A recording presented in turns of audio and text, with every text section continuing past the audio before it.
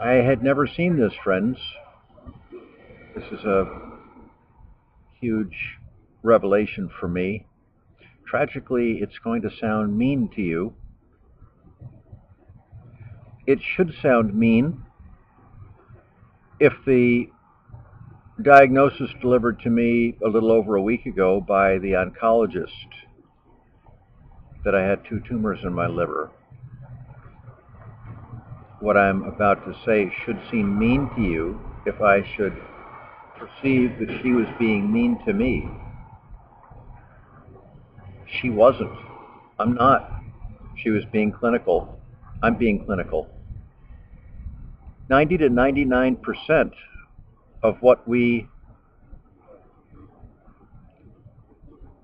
term to ourselves, to others, for ourselves, loving, that which we term loving, 90 to 99% of that in this society is enabling and or codependence.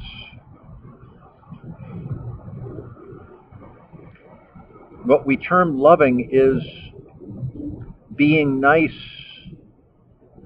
from our hearts, but so that we keep our jobs, so that our, quote, families stay together, so that there's peace in the house, so that I get sex or I get my spouse's income. I'm not saying it's Machiavellian. I'm not, because I don't think it is.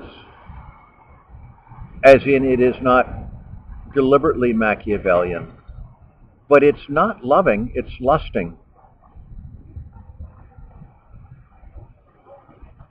We 90 to 99% of what we term loving is acting in such a way as expected by the system, so that we meet the expectations of the system, so that our existence in the system all goes on smoothly and hopefully with quite a bit of pleasure and quite a bit of niceness in return. Now, this is not entirely unlike philios, the Greek term. I'm not telling you what you should write in the dictionary. I'm not telling you what you should anything, but I am telling you that neurologically, psychologically, the most useful distinction you would find is between that which we do entirely and purely for the well-being of others, and that appropriately gets the term loving.